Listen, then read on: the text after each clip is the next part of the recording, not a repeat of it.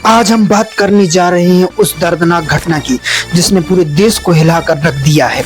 हरियाणा की बेटी मनीषा की यह कहानी सिर्फ एक लड़की की नहीं है, बल्कि हर उस बेटी की है जो न्याय की उम्मीद लेकर जी रही है। मनीषा एक 19 साल की युवती थी जो हरियाणा के भिवानी चरखी दादरी जिले के पास एक छोटे से गांव में रहा करती थी।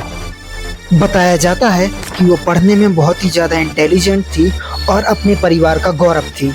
वह अपने परिवार का खर्च चलाने के लिए प्ले स्कूल में टीचर थी और साथ ही नर्सिंग कॉलेज में पढ़ाई के लिए एडमिशन जा रही थी। वह एक नर्सिंग कॉलेज में एडमिशन के लिए बात करने के लिए जाती है और स्कूल जाने से पहले अपने माता पिता को फ़ोन करके बोल देती है कि मैं आज थोड़ा घर लेट आऊँगी और एडमिशन कराने के लिए कॉलेज जा रही हूँ। इतना कहकर वो फ़ोन रख देती है। लेकिन होता कुछ ऐसा है कि 11 अगस्त को जब वो स्कूल के बाद में बाहर जाती है तो उसका कुछ पता ही नहीं चलता। जब देर शाम तक मनीषा घर वापस नहीं आती है तो फिर उनके घर वाले परेशान हो जाते हैं। वह आसपास के इलाके में और पड़ोसियों से पूछताछ करने लग जाते हैं कि मनीषा को देखा है क्या। तो फिर उसके बाद में सभी लोग यही कहते हैं कि हमने तो उसे नहीं देखा है। इस बात से परेशान उनके घर वाले थाने पहुंचते हैं और थाने में जाकर रिपोर्ट लिखाते हैं। तो थाने में बैठे पुलिस वाले उनसे बोलते हैं कि अरे लव अप का चक्कर होगा, भाग गई होगी, 1-2 दिन में आ जाएगी, शायद अगर कुछ पता चलेगा तो बताएंगे। वैसे तो उसको नहीं आना है, शायद वो भाग गई है, उसका प्रेमी होगा कोई जिसके साथ वो भाग गई होगी।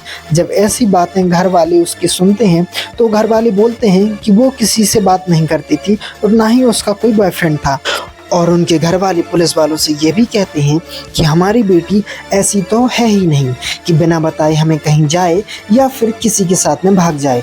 तो पुलिस वाले उनसे कहते हैं कि हाँ ठीक है, आप घर जाइए और हम उनका पता करके आपको बता देंगे। लेकिन 2 दिन बाद 13 अगस्त की शाम को कुछ ऐसा होता है कि आपका भी सुन के दिल दहल जाएगा। उनके बगल के गांव के खेत में एक लाश पाई जाती है जिससे कि गांव वालों को काफ़ी दिक्कत आती है और बदबू आ रही होती है।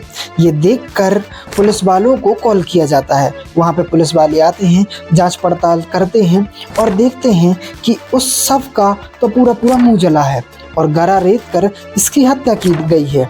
फिर उसके बाद में जब जांच पड़ताल करती है पुलिस तो फिर पाया जाता है कि ये लाश तो मनीषा की ही है। शव को लेकर पुलिस मनीषा के घर देने जाती है। तो शव को लेने से सभी वहाँ के मोहल्ले वाले और उनके परिवार के लोग मना कर देते हैं। बोलते हैं कि जब तक मुजरिमों को नहीं पकड़ा जाएगा तब तक हम इस शव को अपने पास में नहीं लेंगे। मनीषा के घर वाले पुलिस वालों से बोलते हैं कि हमने उसी दिन अपनी बेटी की रिपोर्ट लिखाई थी और कहा था कि इसको ढूंढा जाए, यह हमारी बच्ची लापता हो चुकी है। लेकिन पुलिस वालों ने हाथ पे हाथ धर के बैठना चाहा। तो इस बात से हम बहुत ही ज़्यादा दुखित हैं कि अगर पुलिस ने हमारी बेटी की उसी दिन से जांच पड़ताल शुरू की होती तो शायद हमारी बेटी की जान बच जाती और हमारी बेटी हमारे घर वापस आ जाती। सोचिए, एक 19 साल की लड़की की जिसके सपनों की शुरुआत हुई थी, उसे सिर्फ इसलिए मार दिया गया क्योंकि उसने अपनी इज्जत से समझौता करने से मना किया। परिवार बेसहारा हो गया है। इस बात को लेकर पूरा समाज सदमे में डूब गया है। इस केस ने पूरे देश में गुस्से की लहर फैला दी है। सड़कों पर प्रदर्शन करते हुए सोशल मीडिया पर जस्टिस फॉर मनीषा ट्रेंड करने लगा है। हर किसी की एक ही मांग थी कि दोषियों को फांसी दी जाए। लेकिन किसको पता था कि दोषी तो मिल ही नहीं रहे हैं क्योंकि पुलिस जो हाथ में हाथ धरकर बैठी हुई है। लंबी कानूनी लड़ाई के बाद भी कुछ नहीं हो रहा है। लेकिन सवाल यह है, क्या सिर्फ एक फैसले से समाज बदल जाएगा?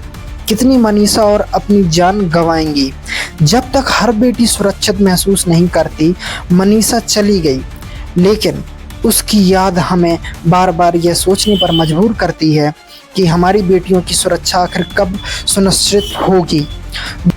दोस्तों, अगर आप भी चाहते हैं कि ऐसी घटनाएं रुकें और हमारी बेटियों को सुरक्षा मिले तो इस वीडियो को शेयर करें और आवाज़ उठाएं, क्योंकि चुप्पी ही अपराधियों की ताकत देती है।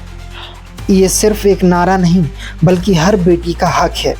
Justice for Manisha. और भी ऐसी इन्फॉर्मेशन के लिए हमारे यूट्यूब चैनल सब्सक्राइब करना ना भूलें और प्रेस बेल आइकन को दबा दें। वीडियो को लाइक कमेंट शेयर जरूर कर दें।